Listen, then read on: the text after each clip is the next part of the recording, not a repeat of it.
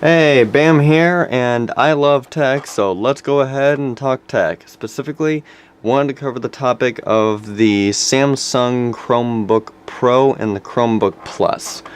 I personally am very excited for this device, and the reason why is because of the fact that I think it's going to finally bridge that gap between smartphone and laptop and be basically it's a two-in-one. I think it's going to do very, very well uh, in its niche. And I mean, most people nowadays, they don't have laptops, they have smartphones unless they're doing school, or if they bring their work home with them or something like that, and they need something that just simply does not have support for like Microsoft Word and basically Microsoft Office entirely.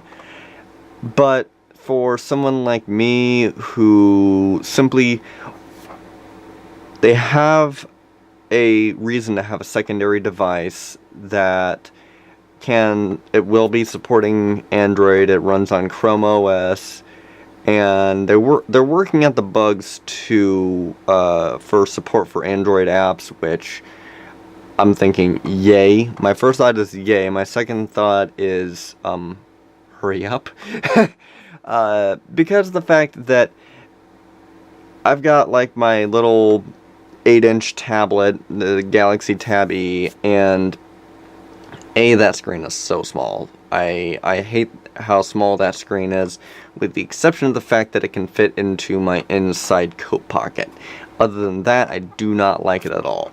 It does not, it lags a lot, the processor lags a lot for, if I'm moving video files around from internal storage to external storage to online drive space and everything like that.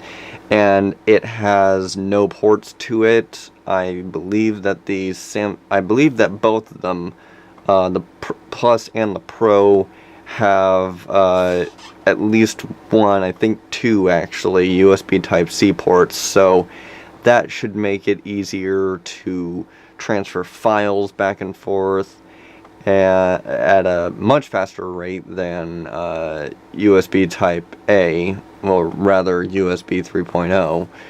And on top of that, the fact that the screen folds completely around. It folds completely in a 360 degree. You can fold it up to be a tent. You can fold the keyboard back to make it stand upright, or you can fold it regular to have it as a laptop and actually have a keyboard to it. Even whenever I had my Asus Transformer pad, Asus Transformer EE notepad, it ran Android and everything like that, and it did good. It did exactly what I wanted it to do. I wanted it to be that secondary device that was the gap between smartphone and laptop, and it delivered that, definitely. I had the detachable keyboard with it, so basically I was able to fold it into a little tiny notebook type deal, not even a full-blown laptop. It was a 10-inch display, if I remember correctly, so it had the size going for it. The detachable keyboard actually had a USB port on it, so, at the time I didn't have extra batteries for my smartphone, so I was actually able to plug in to it to charge my smartphone. Like, I can remember a couple of vacations that I took with my family that was really good for. So it was, I definitely liked that. I've always liked the idea of a tablet simply being that secondary device bridge between smartphone and full-blown computer. Because, in all honesty, let's face it, the PC, Windows PC, they are dying out. It's becoming either that you want a powerhouse laptop that's at least 12 inches because of the fact that you do some heavy artwork, whether content creating on the go, or, well, really that's the only reason why I could think of to get a laptop, because everything else, I mean, you can download software and all of your videos and pictures are going to be up in the cloud or in external storage or what have you. There's really no need for CDs anymore. So, and app developers are again working on making, you know, stuff like Microsoft Office, and Google even has a bunch of like Google Docs and Google Spreadsheets and different stuff like that that are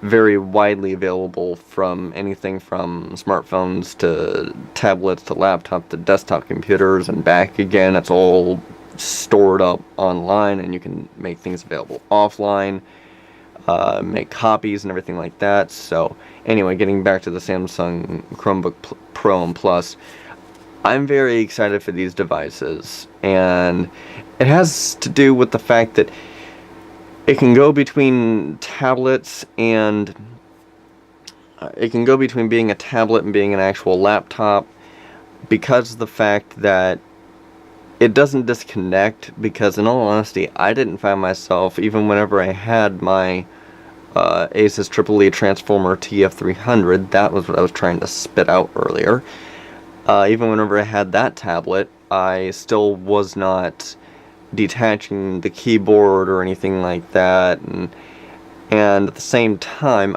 because I was using the fact that the screen connected to the keyboard and locked in as a stand. But whenever you set it on your nightstand on your bed or whatever like that, and the screen's way back there and you want it closer up, but the keyboard hit your bed, but with this one you can flip the keyboard underneath the screen to make it be a stand, but also have it in tablet, in a tablet stance. So it does work like that.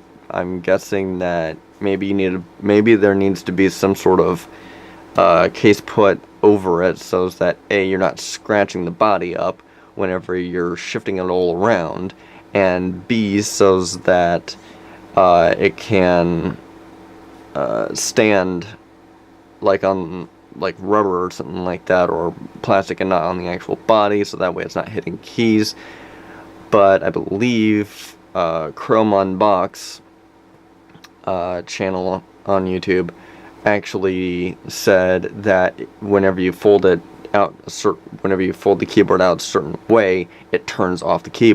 It turns out the keys, so even if you're hitting them, it won't do anything. That's awesome. Yes, yes, yes, definitely. If you're able to fold a keyboard all the way back behind the screen and use it as a tablet, the last thing I want to worry about is not having to hit the keys, because guess what? The majority of the keyboard is covered with keys. I say the majority because it also includes a trackpad, which, okay, if it's touchscreen, I don't really see the point in a trackpad, but whatever. Anyway, so I'm really excited for the Samsung Chromebook Plus and the Chromebook Pro. One is supposed to be faster processor than the other one. Other than that, they're supposed to be both the same exact specs and everything. Android is apparently still, support for Android apps is apparently still in beta, so we've got that. But once they get that going, and it seems like it's only going to be a couple $100, so yes, definitely. Please, waiting on that.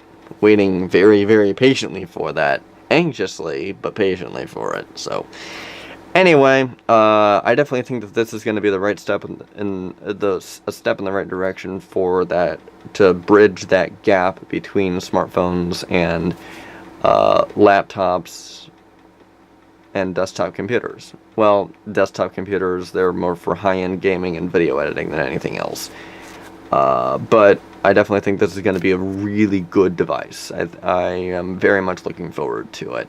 And hey, Samsung, if you want to, send me one and I'll review it for you. I'll put it through a hefty test. Definitely. I push my tech. So, anyway, talk to you guys later.